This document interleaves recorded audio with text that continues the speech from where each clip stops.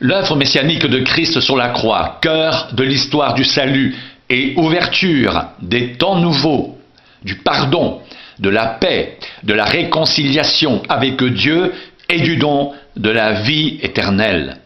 La parole de Dieu nous parle de ce temps, celui dans lequel nous vivons, comme étant celui du mal et de la mort.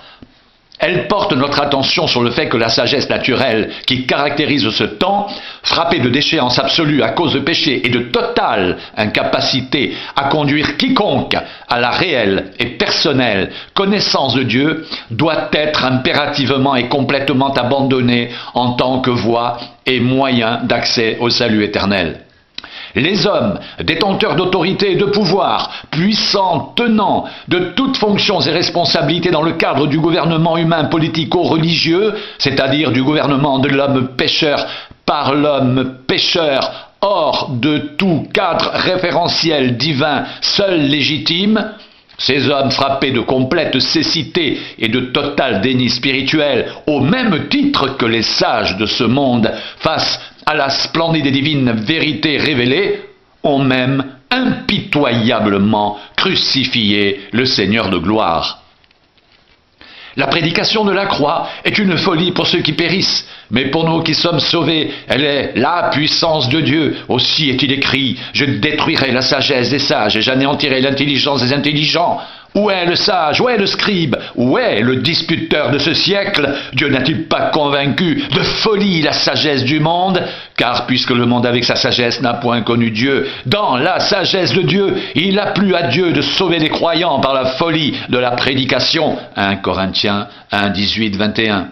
C'est une sagesse que nous prêchons parmi les parfaits, sagesse qui n'est pas de ce siècle, ni des chefs de ce siècle qui vont être anéantis. Nous prêchons la sagesse de Dieu mystérieuse et cachée que Dieu, avant les siècles, avait destinée pour notre gloire. Sagesse qu'aucun des chefs de ce siècle n'a connue, car s'il l'avait connue, il n'aurait pas crucifié le Seigneur de gloire. 1 Corinthiens 2, 6, 8.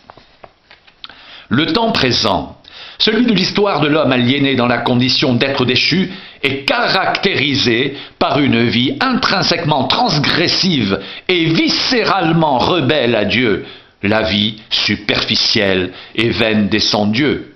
Spirituellement mort, avili sous l'empire tyrannique du péché, l'être déchu est irrépressiblement asservi à des compulsions de répétition de l'échec par commission récurrente de péchés bruts ou sublimés, addict à une perpétuelle recherche de satisfaction égocentrique et narcissique, auto-justifiée, encouragée et soutenue par un système monde stimulateur de vains désirs et pourvoyeur de biens de consommation idolâtrés, fétichisés et sacralisés.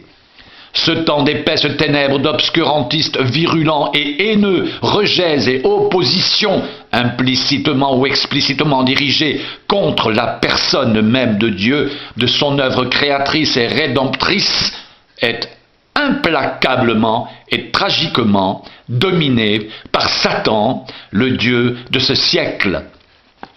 Si notre évangile est voilé, il est encore voilé pour ceux qui périssent, pour les incrédules dont le Dieu de ce siècle a aveuglé l'intelligence afin qu'ils ne voient pas briller la splendeur de l'évangile de la gloire de Christ, qui est l'image de Dieu. Nous ne nous prêchons pas nous-mêmes, c'est Jésus-Christ le Seigneur que nous prêchons, et nous nous disons vos serviteurs à cause de Jésus.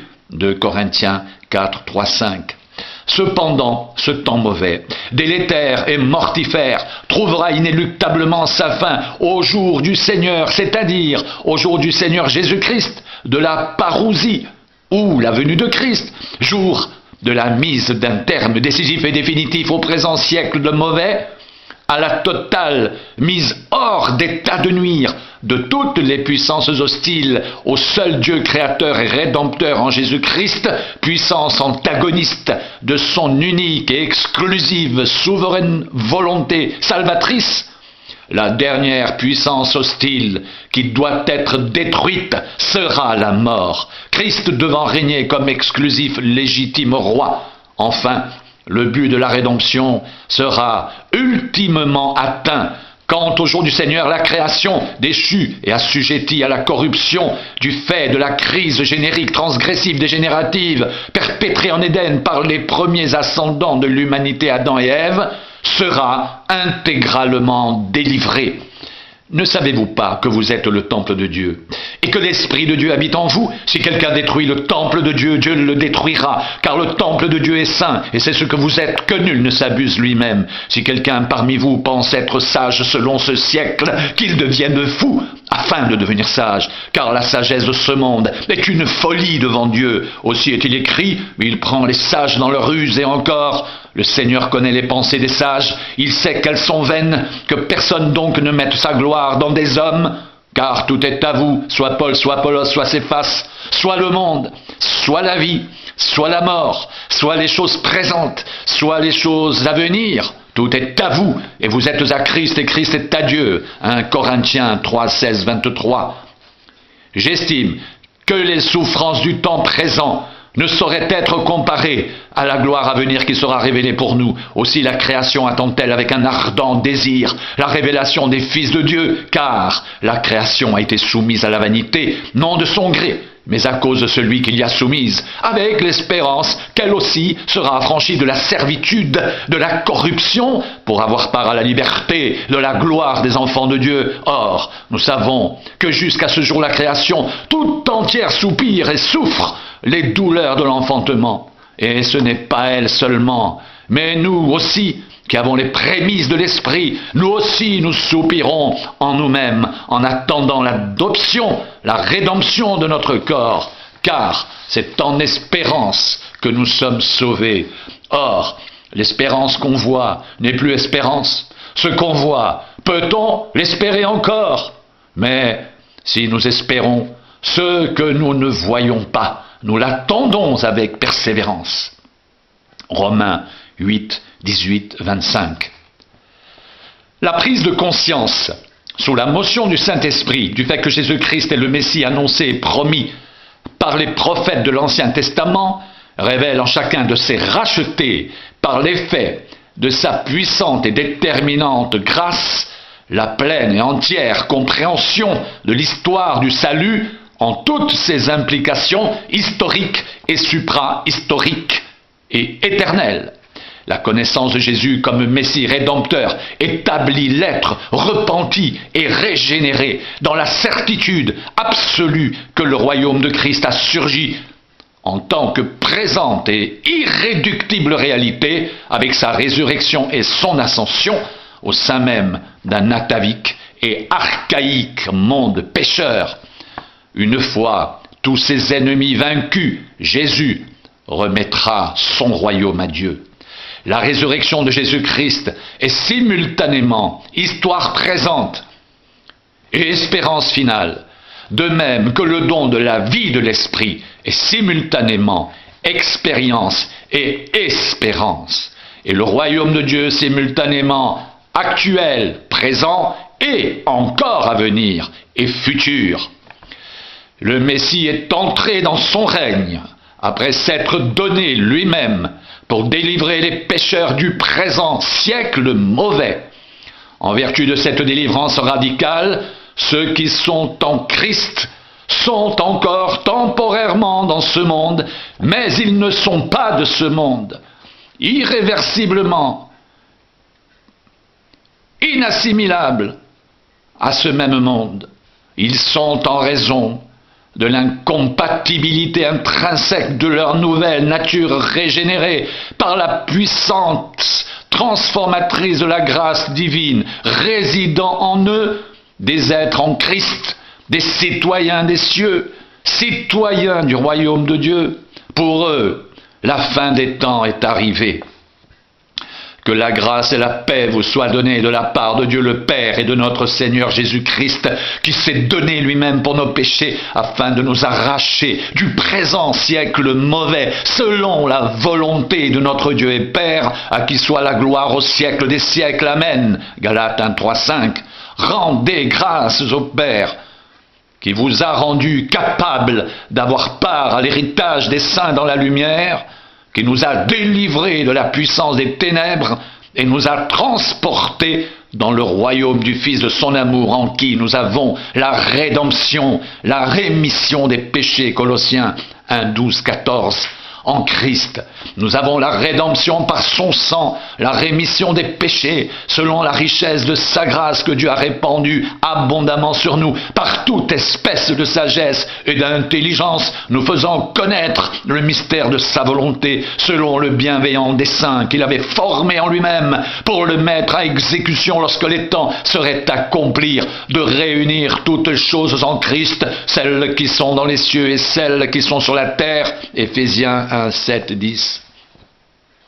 L'œuvre rédemptrice de Jésus-Christ, cœur de l'histoire du salut et marqueur de l'ouverture des temps nouveaux du salut.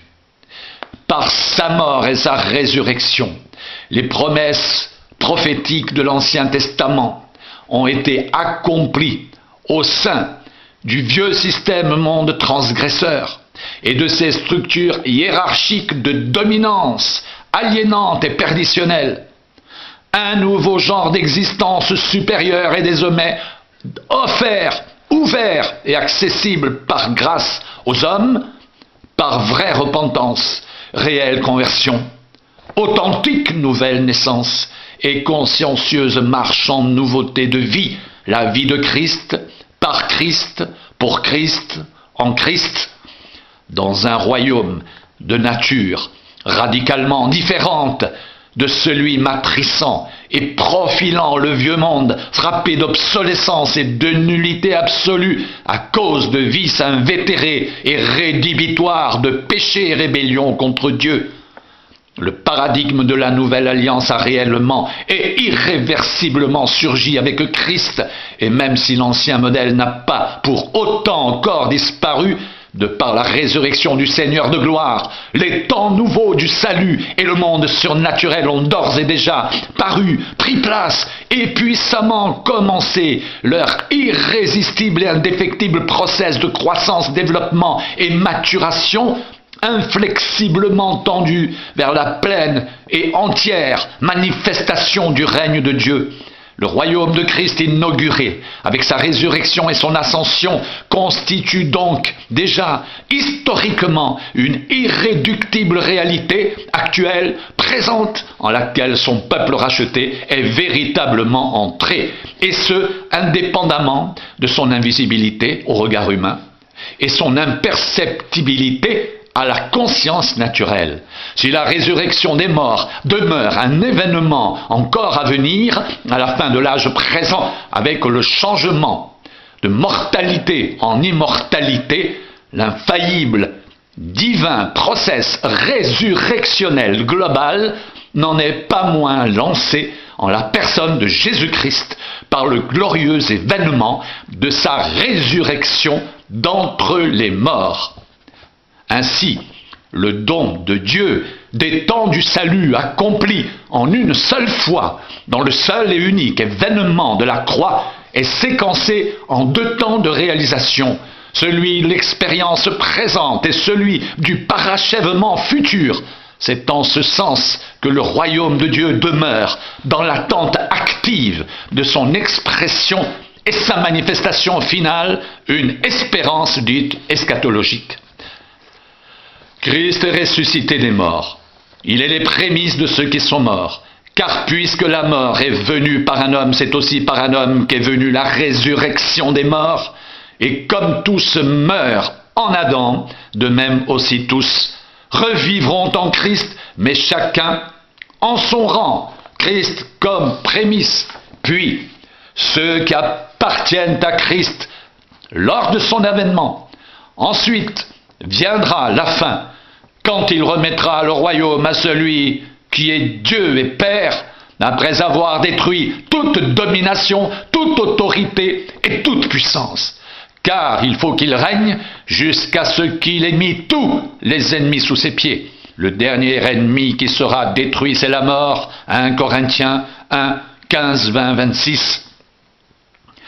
lorsque ce corps corruptible aura revêtu l'incorruptibilité et que ce corps mortel aura revêtu l'immortalité, alors s'accomplira la parole qui est écrite, la mort a été engloutie dans la victoire. Ô mort, où est ta victoire? Ô mort, où est ton aiguillon? L'aiguillon de la mort, c'est le péché, et la puissance du péché, c'est la loi. Mais grâce soit rendue à Dieu, qui nous donne la victoire par notre Seigneur Jésus-Christ. 1 Corinthiens 15, 54, 57. Comme nous avons le même esprit de foi qui est exprimé dans cette parole de l'Écriture. J'ai cru, c'est pourquoi j'ai parlé, nous aussi nous croyons, et c'est pour cela que nous parlons, sachant que celui qui a ressuscité le Seigneur Jésus nous ressuscitera aussi avec Jésus, et nous fera paraître avec vous en sa présence, car tout cela arrive à cause de vous, afin que la grâce, en se multipliant, fasse abonder à la gloire de Dieu les actions de grâce d'un plus grand nombre. C'est pourquoi nous ne perdons pas courage. Et lors même que notre homme extérieur se détruit, notre homme intérieur se renouvelle de jour en jour. Car nos légères afflictions du moment présent produisent pour nous, au-delà de toute mesure, un poids éternel de gloire, parce que nous regardons non point aux choses visibles, mais à celles qui sont invisibles, car les choses visibles sont passagères, et les invisibles sont éternelles. 2 Corinthiens 4, 13, 18.